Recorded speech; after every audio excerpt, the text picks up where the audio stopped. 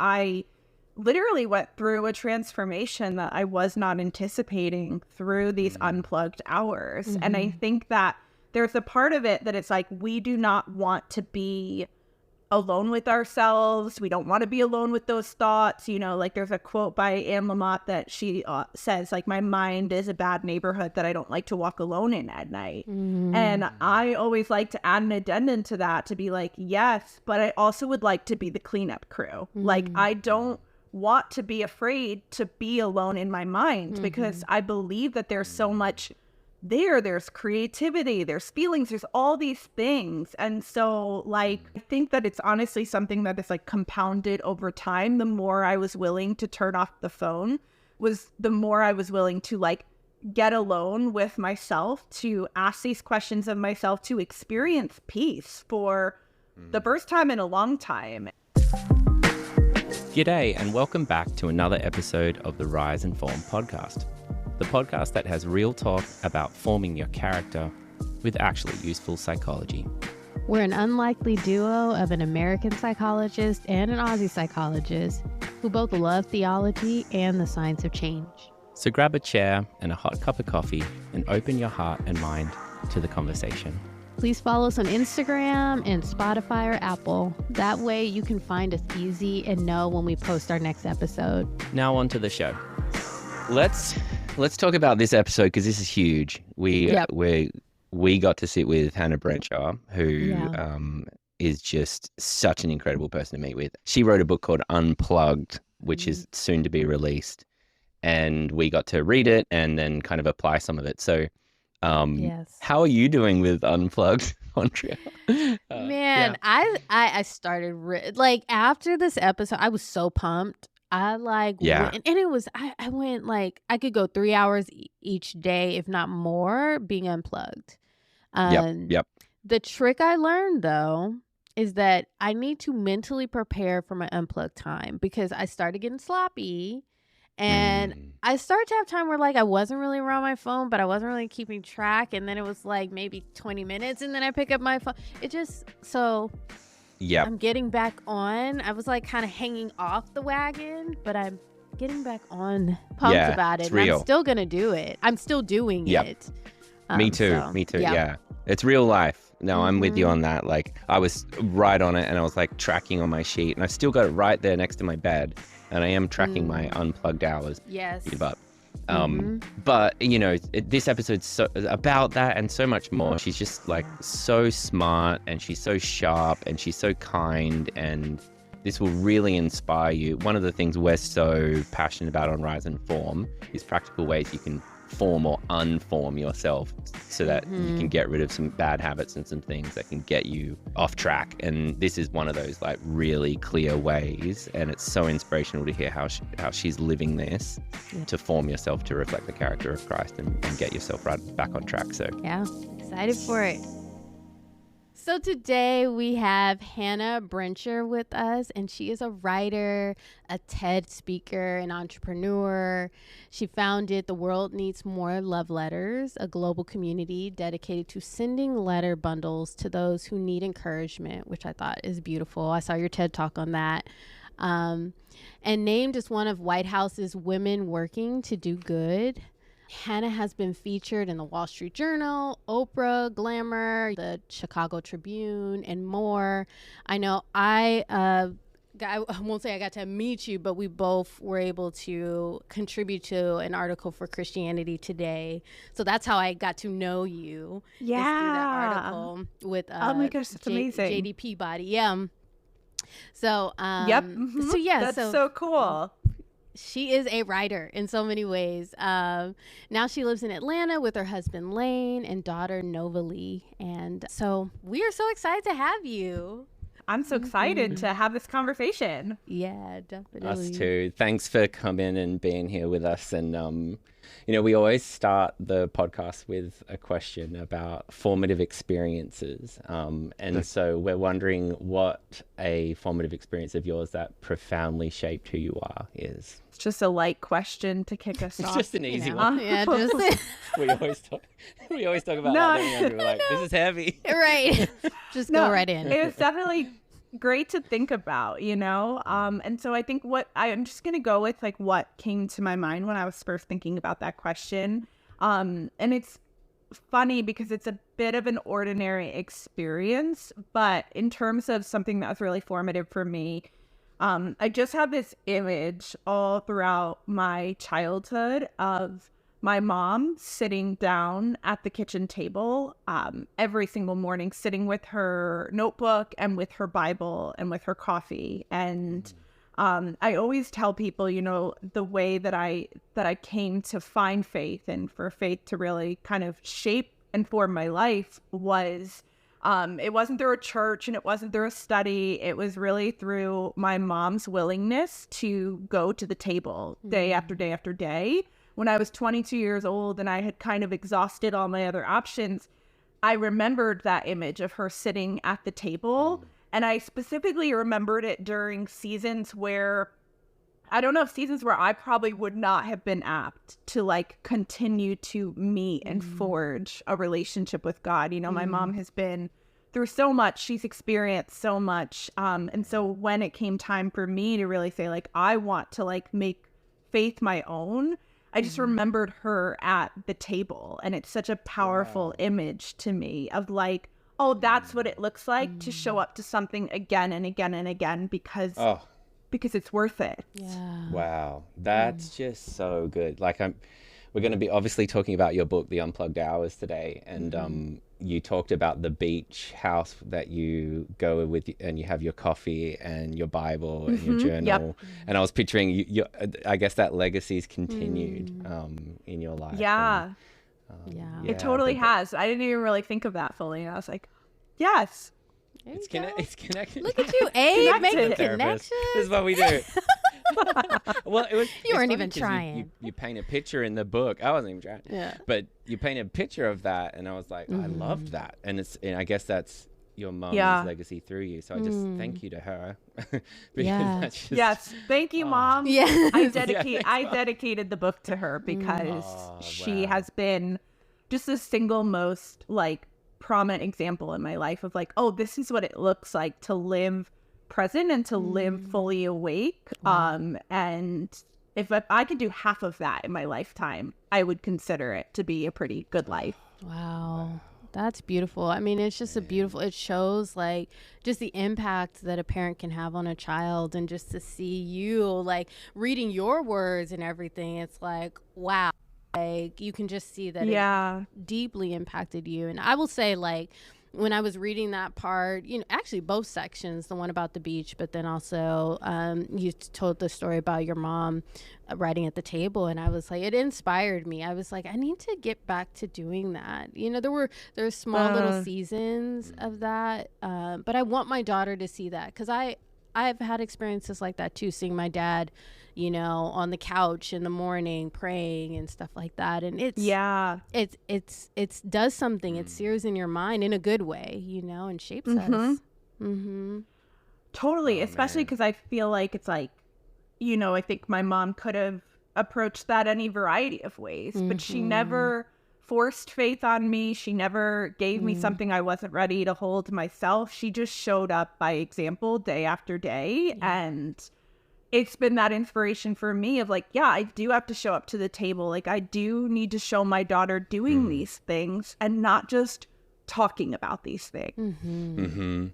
Absolutely. Yeah. And a question we didn't plan to ask today, but I'm thinking of is like, what would our children say is the image of us? Like, is it us doing that, or is it me like on my phone, or like just I know what my wife would say. So and I think that was honestly the part of like the little inspirations that led to unplugging actually beginning, was that like when my daughter was little, like every single morning we had this ritual of like picking her up from her crib, putting her into our bed, and like we would all be sitting together. But like more and more as time went on, I realized like, oh no, we're just on our phones and she's with us. And so when she reached an age where she started to grab for the phone, that was when I was like, oh gosh, like I'm telling her a story, even if I don't realize that I'm telling her a story. But every time I pick up the phone, I'm kind of sending her a little message that says like, hey, what I've picked up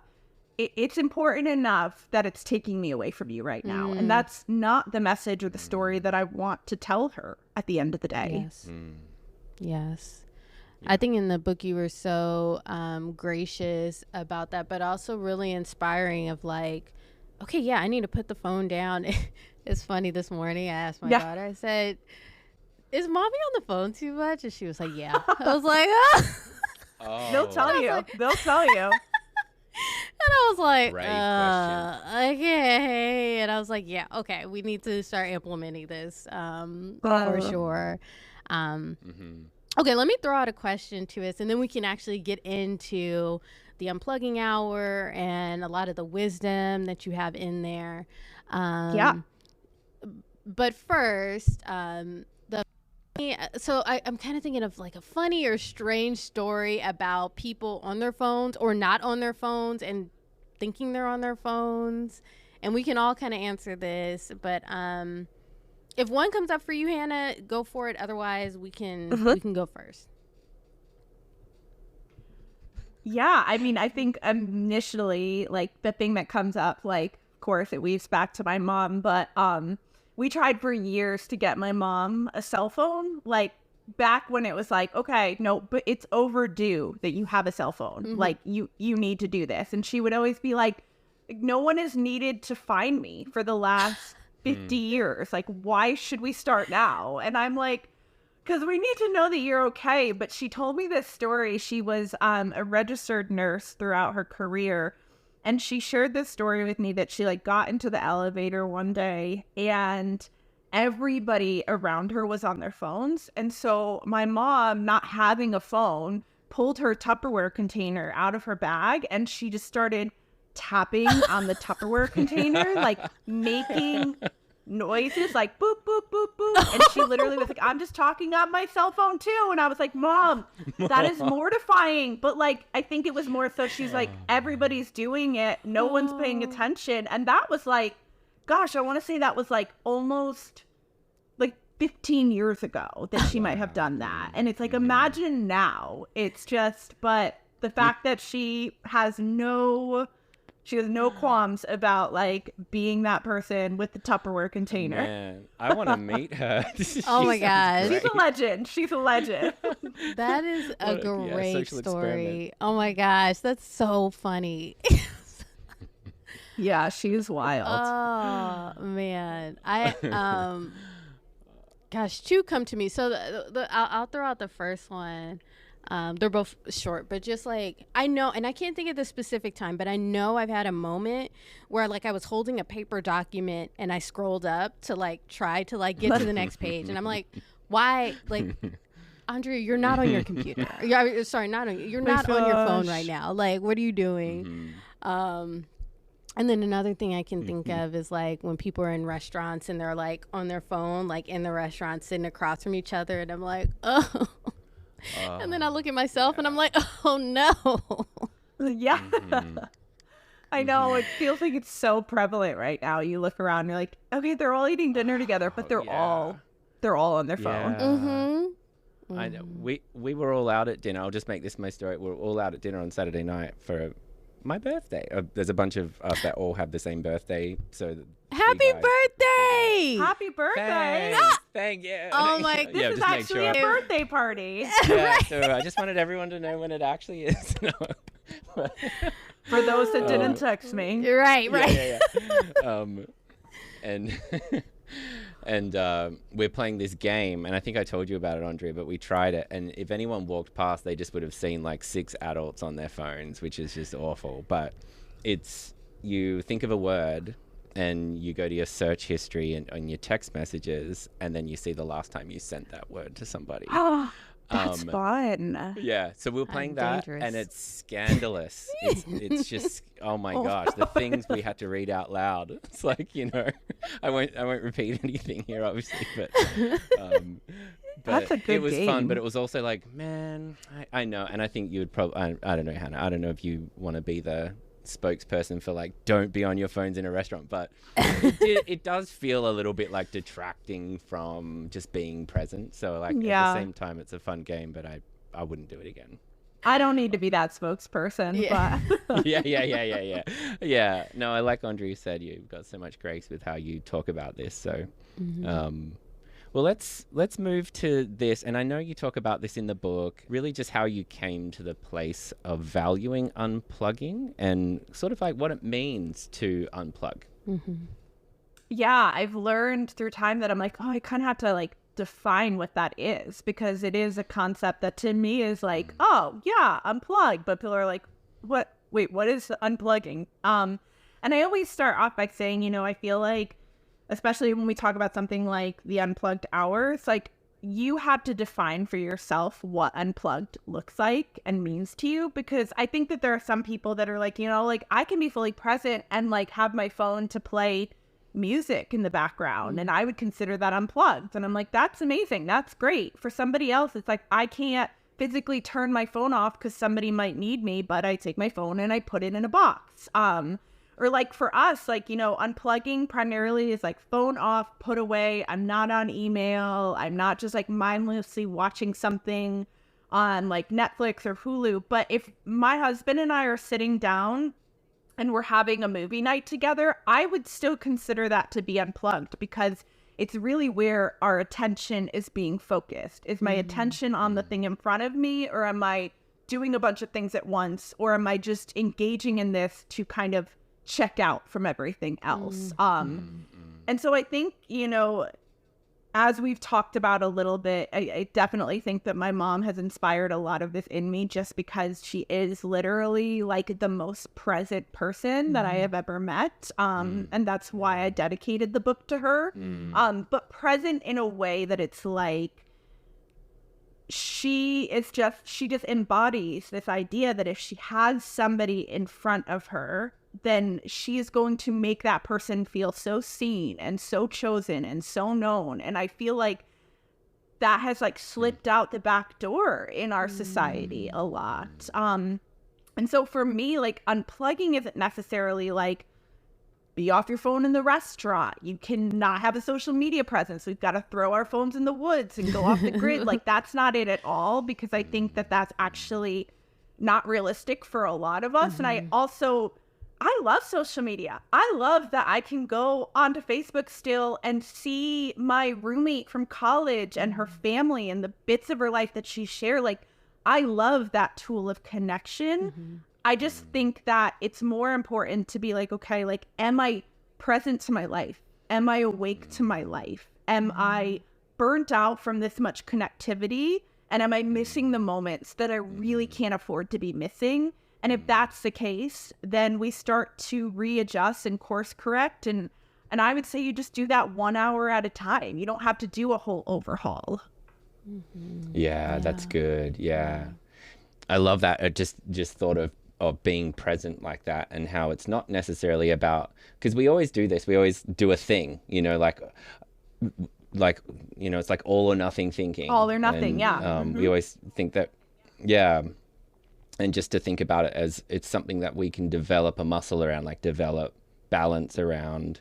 And if it does mean, like sort of learning that third way, that other way of doing it, that leaving the phone at home when you go for a walk or whatever it is, that kind of stuff. And that's what I do with my boy and my daughter. And that's how I feel present in those moments. But totally. I love that. No, you know, when you frame it like that, and we'll ask a question about this probably later, but just the fear that can come up of unplugging. Like now we're just so tethered to technology and everything. It's like, oh my gosh, but everything I have and everything I know, I've been so accustomed to this phone or this, you know, tablet or whatever. It's like, oh my gosh, I'm just gonna like fall apart. It's like, you know, and it's comforting to know, like, yes, it doesn't have to be all or nothing. It really is about intentionally being present and opening yourself up to that, and buying that time back, it sounds like. Yeah, and I think like giving yourself what you need, you know, almost like we're parenting ourselves better. I feel like the conversation that we're having right now regarding screens and social media is very much a conversation about, okay, but what about the kids? And I'm more like, okay, yes, the kids, but like we're the models for that. And so if we're preaching, hey, like no screen time, like no tablets, like, but we're not doing it ourselves, and we're missing the mark. And again, like it doesn't have to be this like I'm unplugged all the time, but like I have noticed for myself that like especially social media, like that can have an impact on our emotions, on our feelings. We could literally be scrolling, and it's like that I wrote about in the book about like that game. I think the name of the game was called like Minecraft. Do you remember that? It was like on the desktop computer, and you would just like click to like until you exploded. You hit a bomb. And then with the little and it was like this anxiety producing game that I don't even really know what was the point of it, but that to me is like social media. It's like you're scrolling and it's all good until you see something that throws you off, and then all of a sudden it's like you're fighting with your husband, you're impatient with your child, like you're frazzled, you're not present, you're checked out. And it's like, can we learn to be a little bit more intentional with that? Can I know when I get onto social media what I am going online to do? Like, and I think it's really about having those boundaries and those parameters and parenting ourselves a little bit better. But like, by no means is it like, hey, you need to get rid of all of it, but just like, okay, but like in this day, what do I want to be focused on? What do I want to see? Like those walks with your children, you know, like it's like, okay, like I want to be here for that. And I think it's surprising because literally there are days where I literally will just unplug for 1 hour, and that 1 hour will just be like the fuel up that I need to just keep going in all these other areas. It's so good. It makes it so manageable. It's like, inspiring. Okay, we can do this, people. So after this podcast, everybody, you can. Yeah, that's right. But not now. After the episode. Be plugged in right now. Right, be plugged in now. And that's then our fear of people unplugging. Well, and so what are some of the warning signs that technology is taking over? Because we're talking about like balance with technology, and but how do we know we're tipping over into like it being all consuming? Yeah, I think that there are a variety of different warning signs. I think a big one is that feeling of burnout, that you're just feeling tired. You're kind of feeling a little bit joyless. Things that used to bring you passion maybe don't bring that same amount of passion. Another one is, I think, distraction. I think so many of us are having a hard time focusing. Like you go to start a task and then all of a sudden you're over here and you're holding your phone and you don't even remember what it was that you set out to do. And I think that's because like the people that have developed these phones, like they want us to stay on the phone. It's like they want us to continue to go back to the phone for a dopamine hit rather than getting a dopamine hit from walking outside, seeing a sunset, putting our feet in the grass, getting a workout. Like you can get the easier, cheaper dopamine from just grabbing your phone. And some days you're like, why wouldn't I just do that? You know? I think a big one for me was I was just feeling really disconnected from a lot of my relationships. And I think that was part COVID and part like in COVID, we had to be on our phones and our screens to feel surrounded by people. But now we have exited and we are still on our phones and our screens. And I think that we struggle to show up in real life for people. And I realized for me, it was like, I just like don't care the way that I used to care. And like, if I see something on the news or I see that my friend is going through something and I don't feel deeply stirred by empathy, like that is a problem, you know? And so that was actually a really big warning sign for me. It was like, I actually feel apathetic and I can't go the rest of my life feeling this way, not feeling anything at all. And I think there's like a line in the book about that, about like, I was so invested in everything and like wanting to be everywhere that I ended up feeling nothing at all. Yeah, it's like this, it really is all consuming. And I was just thinking about like my experiences. Literally it happened today. I was gonna try to because in your book you said just start with 1 hour, and I was like, that is great. Before this podcast, I'm gonna do just 1 hour and unplug. I didn't do it, but I was like, wait, did you try? Did you turn it off? I didn't even turn it off. I failed. That's okay. That's okay. We're gonna talk about this. I love how you're getting real. I know. Hey, you know, I'm telling myself. Instead, I was like, you know, on my phone, and I was like, oh, let me just respond to that one message. And then I was like, oh, but my email, I just got to do that. Forgot I didn't do that. And I got pinged for something. And I was like, oh yeah, let me, like clean up our questions and like going. And it was just like, it never ends. And, you know, maybe not as intense this time, but I've had those times of like just this uneasiness of like, you never get to the end of the string.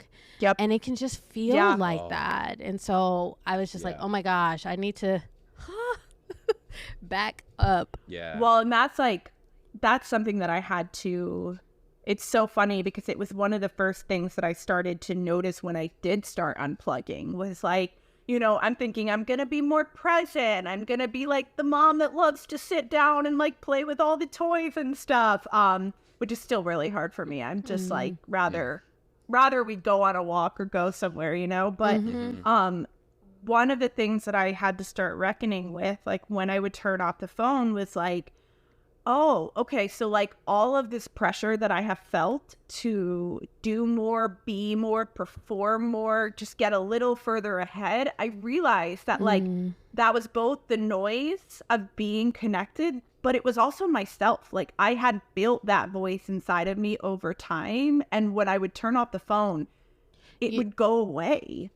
And I had to learn like, okay, like I need to know how to be able to say, enough is enough, or we are done with this day, or you could always do one more thing, but like you're needed over here now. And it's tough because as long as our phones are in our hands, like we're convinced we could just do a little bit more, or we could just push past maybe that person over there or that person over there. And I think like it's really caused me to ask the question like, okay, but is it enough? And if I turn off and I do nothing productive for the rest of the day, isn't enough that I am just here in my life.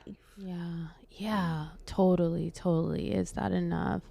I've got so many questions. I'm just like, my mind's going crazy. Yes. I've got so many questions and so many emotions as we talk about this, because it's like, I think we can totally just go off script. I mean, I'll stay on for now because let's maybe go off. Go with your heart. Go with your heart. Yeah. Well, I think you mentioned that part about just this idea, and Andrea, this is kind of like jumping on some stuff that we're going to ask a bit later, which is kind of to do with the fears and the worries that we have and the protests we have. But you're sort of saying like, I've got to be more, I've got to do more, I've got to perform more.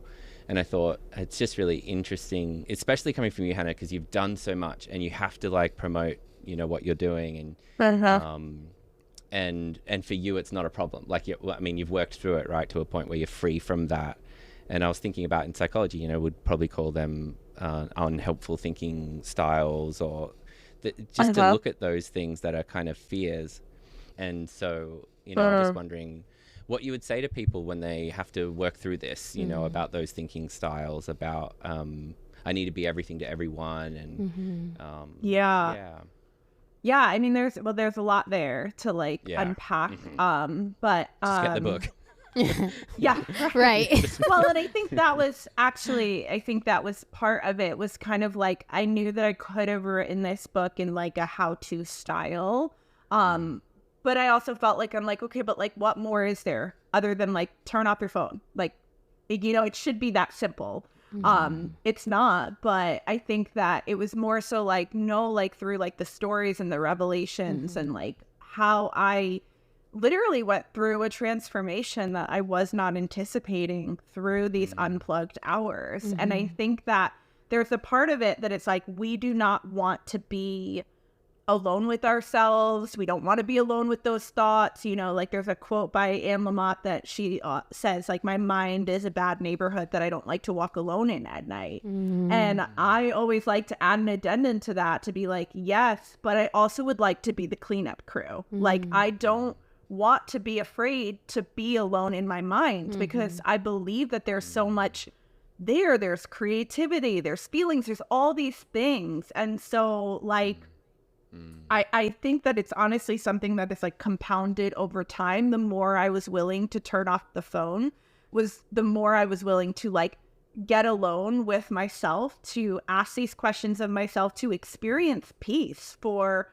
the first time in a long time. And I can see the correlation in daily life, that if I start to feel kind of scattered or frazzled, or like I'm beating to that rhythm and that drum again of like, do more, be more, if I step back, there's typically one factor, and it's typically that I am too plugged in. And the second that I realize that, I'm like, okay, and you know what? We are going to do 2 unplugged hours today. Or you know what? We're going to turn the phone off at 6. We're not turning it on again until whenever in the morning, whether that's 9 or 10. And I've had to kind of frame myself too, because I know that there's somebody who's probably listening that is like, yeah, but like, what if somebody needs me? And it's like, we used to leave the house and have an answering machine. And if anybody needed us, like, we could get back to them. And I'm saying, like, you know what? Like, if you're afraid of that, then like, put the ringer on the phone, put the phone in a drawer. You'll still hear it if somebody calls you. But like, that couldn't be the excuse for me anymore. It had to be like, I need to learn what it's like to be uncomfortable, or to like, you know, sit with my emotions, or like in a moment feel like I need to document something, but then to stop and be like, is it enough if it's just me here that only ever experienced this thing? Like, can I savor it for myself? And it was honestly like a whole reprogramming that is still ongoing. The more I unplug, the more I learn about myself, the more I learn about God, the more I learn about the people around me. It's like, but it's like the best, most worthwhile journey that I feel like I could ever tell anybody to go on. There's so much agency in what you're saying, like the idea that we have some control over our lives. And I just hear it as, I'm seeing it in myself, like just the lack of agency sometimes. But what if I can't do that, I can't do this, you know, and just to see that you have some ability to make those choices. And if you feel like your life's getting out of control, you can do something, like you can put it away for 2 hours, or, and just the intentionality behind, like, I guess we can start talking about formation here, but about like forming yourself the way you want to feel, the way you want to think, you know, the kind of mom, wife, friend, person, you know, you want to be. I'm just really resonating with that I guess we often just complain, like, I feel busy, I feel burnt out, and, you know, and just how you took sort of the bull by the horns, like, I'm going to do something about this, you know, and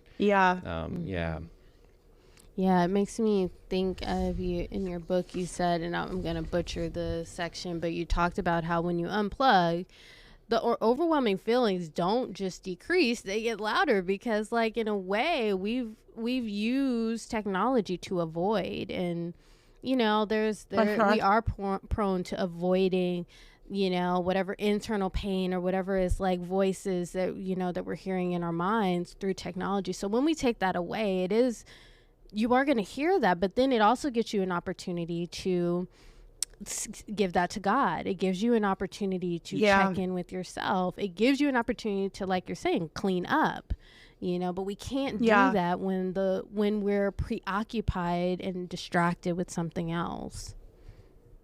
And I don't even think it's like, you know, I wouldn't say there's one single way that this has to be done. I wouldn't say you have to track unplugged hours. Like, I know my mom would be like, I don't track things. I don't like to track things. I'm like a meticulous tracker. I'm like, I never met a tracker I didn't love, you know?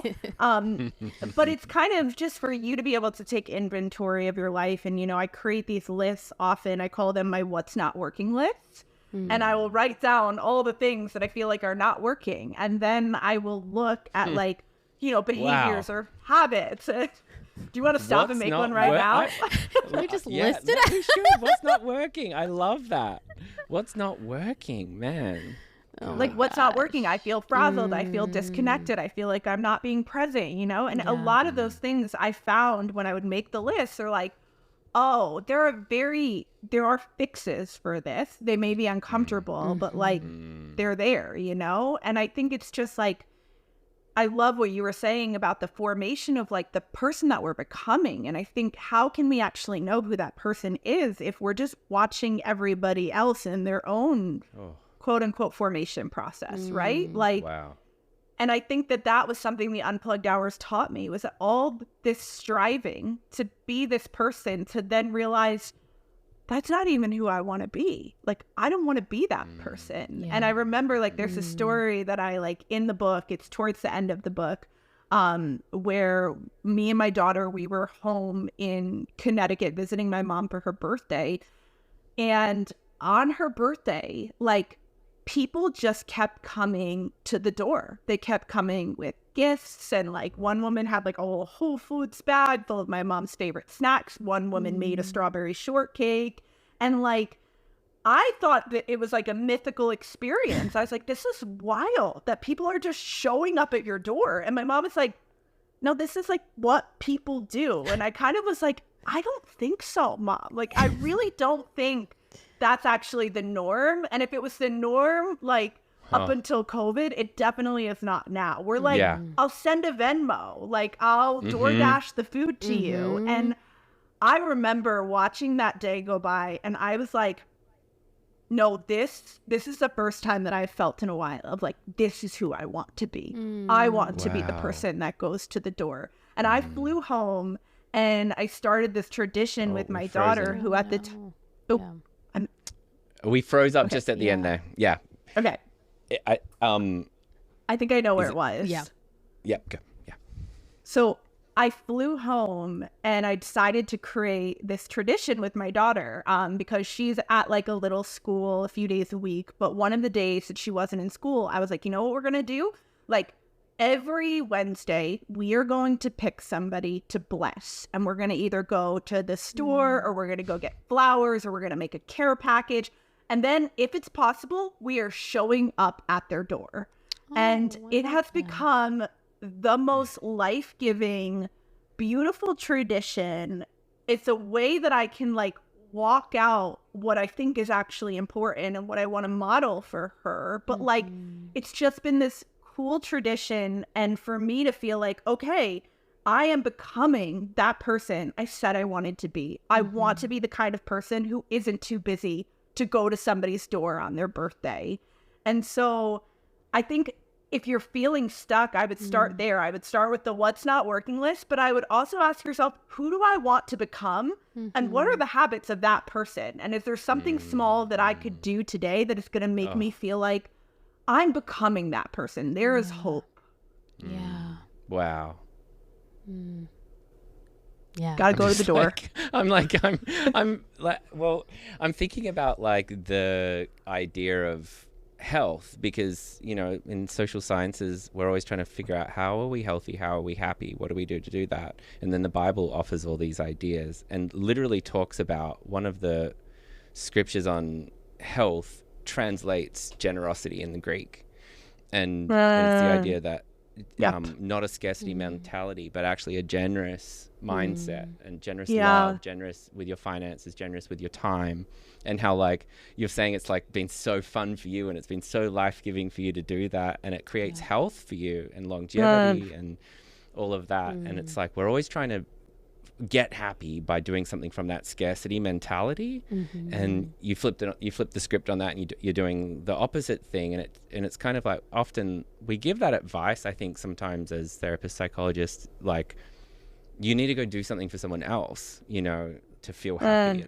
You're not going to get that for yourself. But people just kind of like glaze over, you know, when you say Well, and I think, how can we not? You know, I think especially if like we're talking about the space where a lot of us are, where we are overloaded, we are oversaturated, we are not able to focus in. It was like only with me being able to like clear out the noise and distractions to be like, oh, this is who I need to show up for. Oh, I actually feel like I now have the capacity to do that. But for the longest time, I think I confused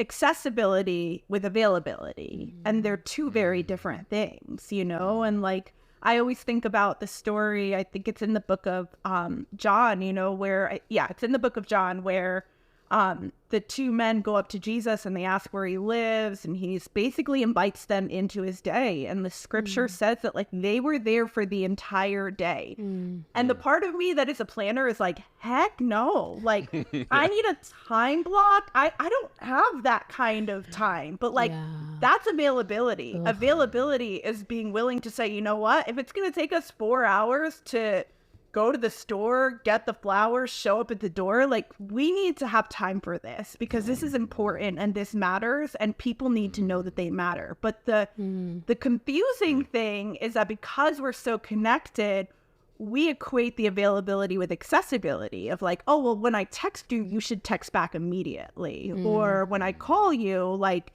well, we get freaked out if anybody calls us, you know? And I think it's like, I think why are you in our heads, Hannah? And I just think it's one of those things where it's like, no, like it's not, it's easy to send the text. And sometimes the text is the thing that needs to be sent. But like, also like, if I want to be present to all the parts of my life, that looks like me putting the phone down and then me texting the friend later to be like, hey, I was unplugged. And I say it to my friends all the time. I think my friends at this point are just like, she'll get back to us in like 8 hours or whatever. But like, if it's not the sake of your peace. Yeah. That was kind of one of my questions, and I think you answered it. But, and Andrea, I'll stop. I'm just getting so curious. Go for it. Go.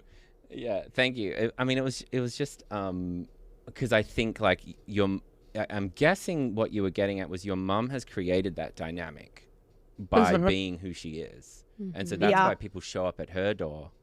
And I was thinking, well, that's my dynamic. People don't do that. People text me and I respond really quickly. And one of my biggest fears was being that guy that doesn't respond to text, right? Or being that guy that doesn't, you know, isn't active on social media or whatever it is.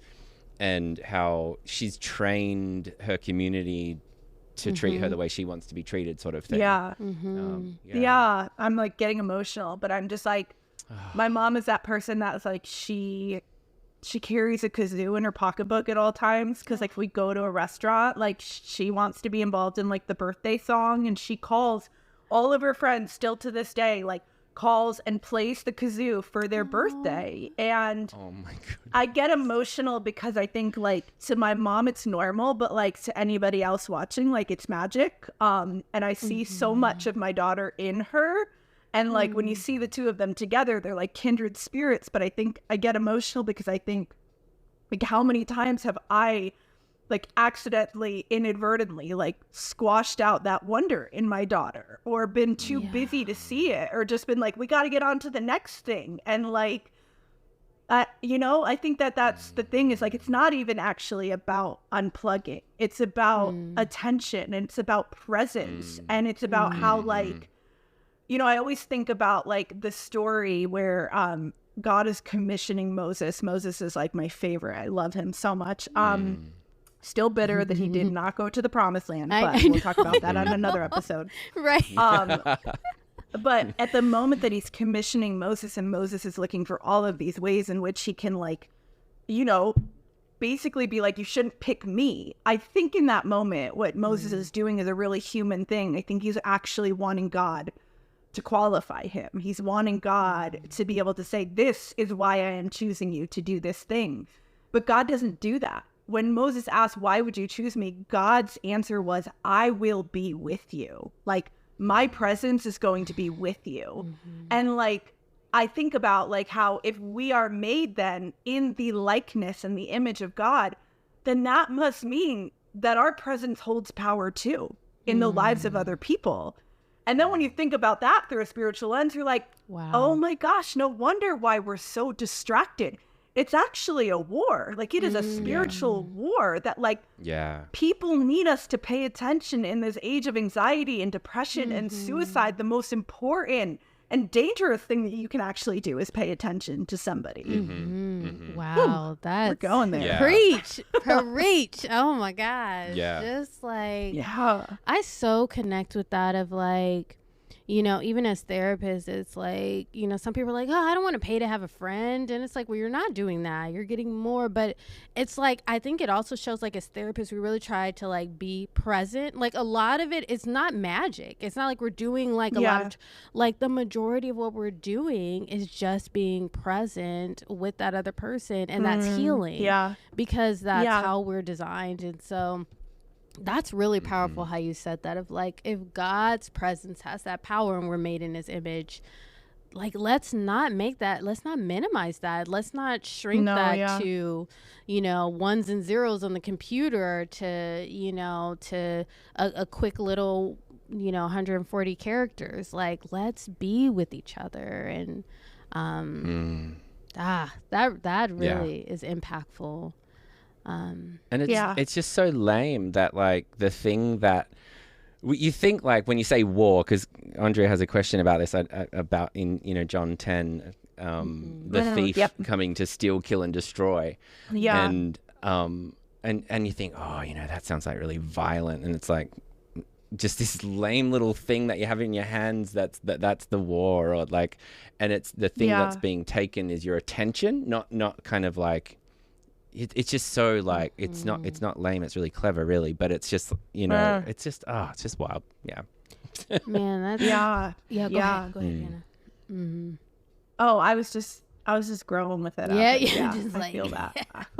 Thinking on that, yeah. My attention. It's small, but it's pervasive. Yeah, it is. I think we need to think deeper. Like, that's what you're challenging us to do in this book, and just overall, is like, think bigger. Like, bigger things are happening, and when we're distracted, we're missing out. We're missing out on the war. We're missing out on connection. We're missing out on God speaking to us. And obviously God can meet us wherever, but gosh, I found myself, you know, recently just really craving to be present with God. And I don't think I don't think I'm there, but just having that craving of like, I just want to like be present and be aware, because we know he is present, but to like know that personally. Yeah. And I think this opens that up. Well, and I think especially because, like, if you look, it's literally right there. It's in the scripture so many times. It's like should hit us in the face. But like, even just like that well-known verse, be still and know that I am God. The being still precedes the knowing. You have to be still in order to know that he is God. But like, what does that mean if you are never still? What does that mean if you do your quiet time, but your phone is there, and the moment somebody texts you, you're gone? I just think that, like, you know, like, I don't think that God is like, you need to get it together. Come on. You can't bring your phone into a quiet time. I think that we're the ones missing out on the gifts. Like, my quiet time has been just a million times more fruitful since doing this discipline of unplugging, that like I feel like I'm in a spiritual zone that I did not even know could exist. And like the same thing with just like, it doesn't have to be like, oh, okay, in order to access this I need to unplug for an hour. But like, a small discipline that I've been doing this summer is I literally took my Bible and I put it on my countertop. And I have a little tally on the front of the Bible that every time I pick up the Bible, rather than my phone, I just put a little tally there. And I'll just randomly, like today, I was making my lunch before this podcast, and there it is. Okay, I'm going to open it. And right there, like, I felt like I was fed in that moment. And it's just kind of like where we're choosing to place that attention. And wherever we place that attention, like, that is ultimately what we will become, what we will expect to feed us. And like, if you're looking to the phone to feed you, it's not there. It's just not there. Yeah. And I do though say this because it's one of those things, when I did start to unplug, I was very burnt out by social media. And I know a lot of people are burnt out by social media and the algorithm and all of these things. And like, as a result, a lot of people just leave social media completely. And I think that that's people's right, and they should, if they feel that's the best decision for them. But I can sit here today and be like, I no longer feel burned out by social media. I no longer feel like I love it. I'm like, what a privilege that I get to interact with my readers, that I get to stay connected with these people. But I think it's because I had to learn to stop letting that drive me. It was the driving force for a while. I had to put it into its place. And now I can turn it on and I can turn it off. And like, it's returned back to the amazing tool that it was. But that's because I'm not looking at it to give me my life. My life is not there. Yeah. It's like you've reclaimed it. You've, it's not, you're not captive to it anymore. You're the master, not it being the master. And then we can use it for what we want. We can choose when we want to bring it in, but it's not stealing from, these moments that we can have. Yeah. Yep. Yeah, and we're just talking about attention so much, which is like such an important concept, like obviously in America, attention deficit hyperactivity disorder is like just huge, and there's so many different theories and thoughts about that. And one of the pieces of attention that I often end up talking about with couples is trust. The biggest component of trust is what you're attending to. And so the idea of someone's like doing a trust fall, if you look away at your phone for a moment, they're going to fall on the ground and you're going to drop them, right? And so you have to be attentive to things that matter, and otherwise people don't trust you, and just how that's the one thing that we're all like lacking, is how you're talking about being deeply present and attentive to people. And I think I want to make that clear too, that your book and your message is so much more than just unplugging. It's about like deepening your awareness of those things, and our relationships are so like our relationship with God as well as others is so enriched by that ability to be just so attentive and present and slowing down. And absolutely. I think especially I just think that I don't want to miss out on like, the faith that I could have had, or like the things that maybe God wanted to do through me, but like I wasn't paying attention. And so like, I know we always like to say like, you're not going to miss what's for you or whatever, like, but like God doesn't need to compete with our noise, like it can always just go to somebody else who's willing to pay attention. And like, I literally was just like I was saying about opening my Bible at the countertop. I read the story of Saul being converted and his name becoming Paul, and the fact that Ananias was the one that had to go. He heard from God that he had to go specifically look for this guy named Saul that was going to be praying. And I thought to myself, oh my gosh, there are other people's stories that will flourish because of my obedience, because of my yes, because I heard God say, do that thing. And I went and I did it. But you can't actually be that participant in the story if you're only going to be a spectator in the stories of other people. Yeah. That's powerful. Like God's powerful, but it's like, if we're not willing, if we're not attuned, then, that's not, it won't be us yet, he won't, ping us for that yet. And, and I know we're almost up to time, but it just makes me think too about the work he does in us too. It's like, of course God can do work in us, and it's not us doing the work, but if we're not attuned and attentive and like, we have to be like at least aware and like tuning in, to ourselves. And if we're not doing that, then it's not that we don't miss out, but I think probably will take longer, for that work to happen. Totally. So and it's such good work. Yeah. Yes. Yeah. We don't want to miss out on it. And like you said, when when we're in that place, then we can provide that. We can provide that to others. And there's a scripture that speaks about that, about like, it talks in the sense of like giving comfort to others, but comfort others with the comfort that you've been given. It's like, but you've been given, how do we know? How can we give that if we haven't been aware that we've been given it? We could be given it, but if we're not aware, how do we give it? So attention, attunement, and we can't do it if we're not multitaskers, like you said in your book. Like, it just doesn't work. That's not how our brains work. Yeah. No, I thought that was just guys. It's not to say that it's not, it's not hard or that it's not uncomfortable. Yeah. It's going to be. It's absolutely going to be. Like, sitting still with ourselves has been the issue since long before cell phones, But, like, I think it's also, like, I don't know, the more that you do it, the more it becomes easier to, like, sink into that place of feeling like, oh, like, and then I think I start to see it all throughout my life, like I've just started to see it beyond the unplugged hours because I feel like attuned to hear it and to really say, like, I'm paying attention. I'm here and I'm paying attention. Wow. Yeah. Just your posture, and thank you for, like, doing that.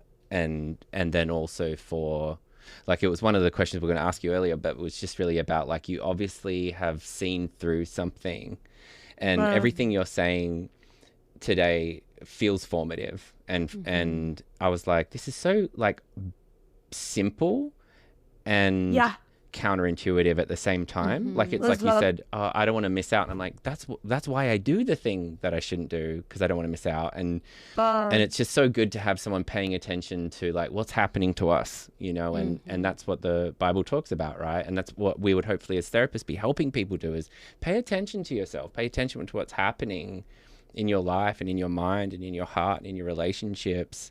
And I love the interventions that are, like, complex, but you're really, like, kind of talking about, to begin with, like, the most obvious low-hanging fruit is probably the first thing you need to address. Yeah.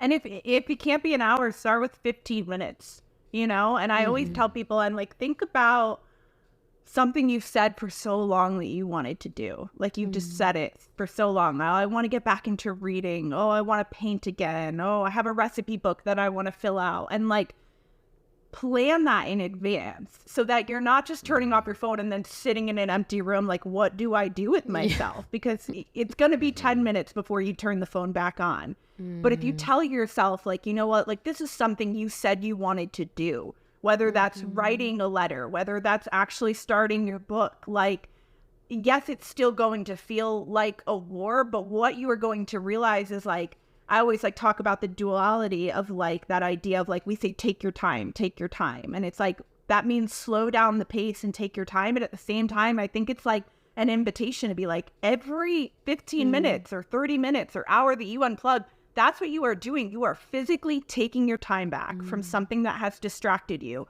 and you are placing it in the buckets that you've wanted it to be in, whether that's the bucket of a present parent, that's the bucket of a present spouse, that's the bucket of, I said I wanted to cook more this year. Like, it's like we set these resolutions at the beginning of the year, and then we wonder why, like, come midnight, we're not any different. It's like, because it's that small incremental change. Truth and, like, bombs. Yeah, like, but maybe instead of saying, like, oh, okay, like, what are the resolutions that I've always done? It's like, no, who do I want to become? Yeah. What's standing in the way?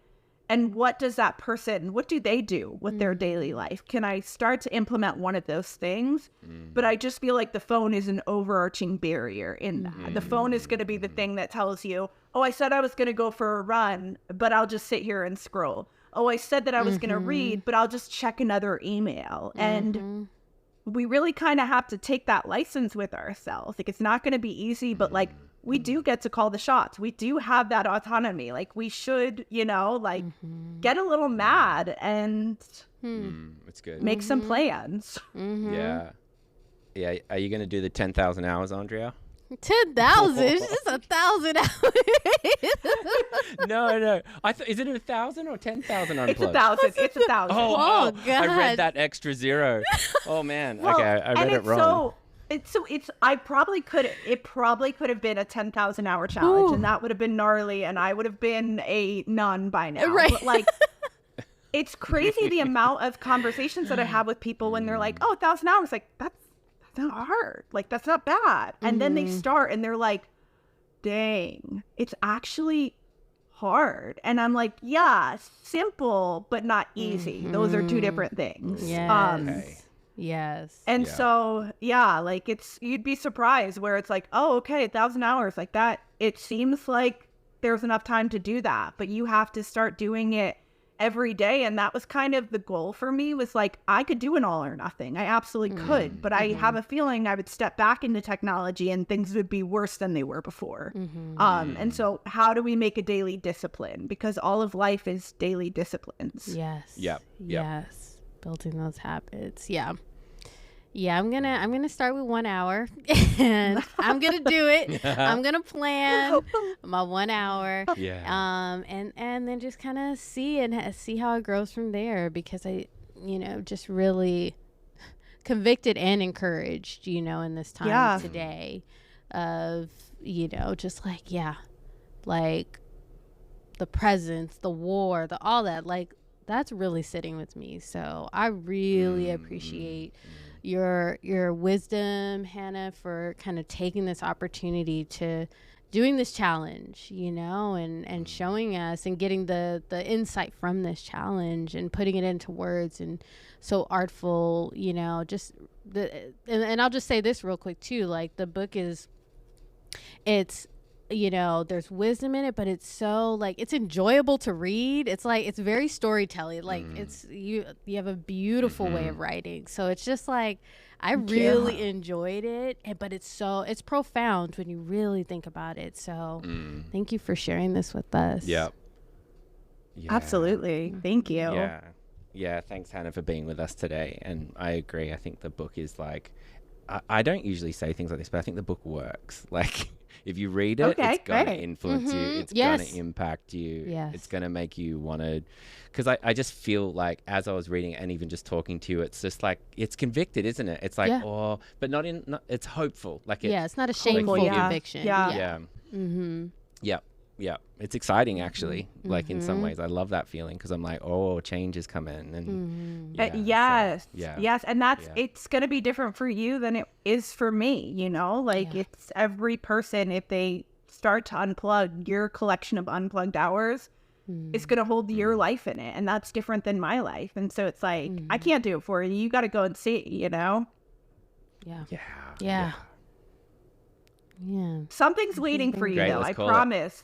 Yeah. Yes. Well, I'm gonna keep you updated. We will update you, because I'm roping Abe into this.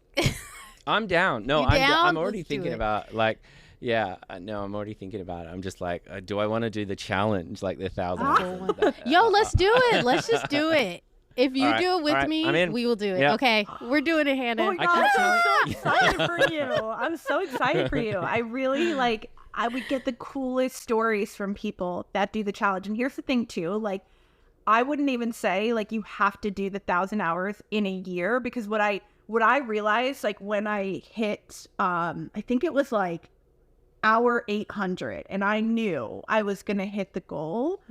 But what I realized was like, oh, it's not even about the goal anymore. I was so goal minded before this that I was like, the goal is gonna be everything. Okay, if you hit 800 hours and it's been a year, that is 800 hours you took back. Like that is powerful in and of itself. And so I would say like have grace for yourself, but just aim to finish the challenge rather than like it has to be finished in X amount of time, because the last thing I want you to do is feel like failure or any of that, because as long as you're trying, like you're winning. Yeah, so good. Yeah, that's it. But and I so appreciate what you said too, like about the style of the book and everything, because I think when I set out to write it, I was like maybe more practical minded. But it's so funny because I wrote the book in the Unplugged Hours, and all of a sudden it felt like all of this creativity that I had lost over the years was coming back to me. And I was like, oh, like I'm a storyteller, and there's a rhythm to my words that I lost, and I didn't even realize that I had lost it. And so this book really kind of feels like coming home to my creativity in a lot of ways. Oh, so good. It's a testament in and of itself. I'm excited for you guys. I'm excited. No, me too. We're gonna do it. Yeah. I'm excited for you as well. I mean, it's like, I know like it's going to be huge. It's going to, like anyone who picks it up is going to be impacted by it. And like you've already created a movement with what you've done in the past, and I feel like you're going to do it again. So. I mean, hey, I literally am like, I don't care. You don't even have to read the book, but if you just start unplugging, that's it. That's an answered prayer for me, because there's so much there. Yeah. Thank you guys so much for this Yeah. interview. It's been Thank so you, fun. Hannah. Yeah, thank you. Yeah, it was great. Thanks for listening to the show, everyone. Make sure you like us on Instagram. No, you don't like us on Instagram. Everyone, you know But what we're you saying. should like us on Instagram and follow us. Follow us on Instagram. You should go above and beyond. Yeah. Follow us on Spotify or Apple and tell your friends. Here, I think.